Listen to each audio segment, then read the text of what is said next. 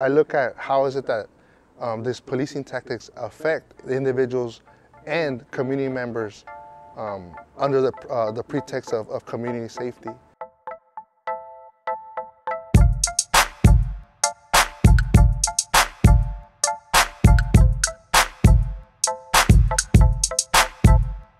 Today we're in Berkeley, California, here at the UC Berkeley campus, and I came all the way here to introduce you to a researcher, Juan Flores. Now, when you live in a poverty-stricken community, especially a community of color, oftentimes it's deemed a gang neighborhood, and some of the community members within that neighborhood are labeled as gang members.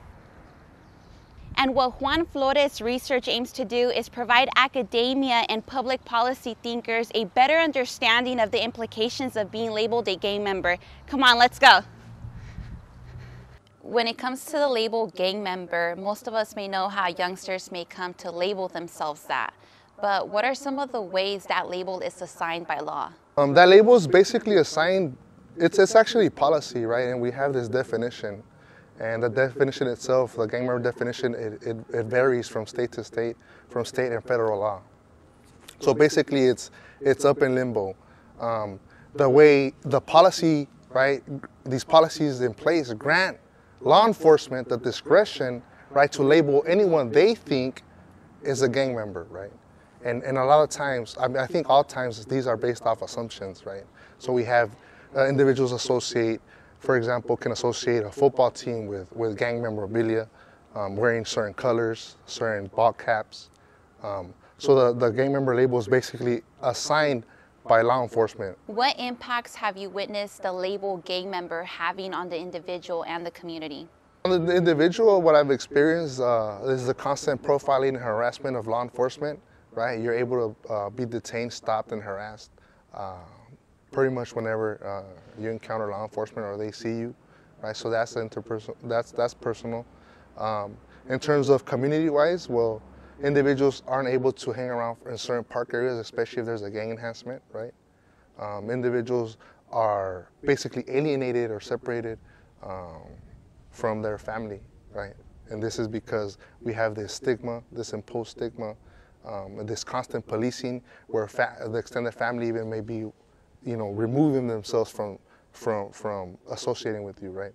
So it has a community and interpersonal negative effects. Yeah, so if an individual is labeled a gang member, right, and he's targeted, he's already going to be known by law enforcement, right? You have this constant where these individuals already know who they're going to target and where they're going to go, right? So when we have that, and individuals are detained, stopped, or arrested, and sometimes they're with their family members, then the family themselves they're scrutinized, right? Are you a gang member? Are you holding their drugs, for example, as illustrated in my article, right? So you have this harassment, right, and to family members, and it causes them like some mental stress and stuff like that. Someone is bound to ask, so I'll just ask you directly, what would you say to someone who says, if you're not doing anything wrong, you should not be worried about the police? And that's exactly the point. If you're not doing anything wrong, why should people worry about law enforcement, right? What is individuals who are, for example, labeled gang members, right? They're criminalized for the attire, for who else they associate, and they're really criminalized, right? Even if there's, for example, there's a gang junction and the individual are in the park, they're criminalized. They cannot be that. They will be arrested, right, for hanging out in these spots. So people who say that, oh, well, they're not doing anything wrong, that's exactly it. Like, why should law enforcement harass individuals who aren't doing anything wrong? What impact do you hope your research has? We see policing tactics, right? And it sounds good when we say safety of community, suppression, right? But how is it that these policing tactics actually sever personal relationships, right? Alien individuals.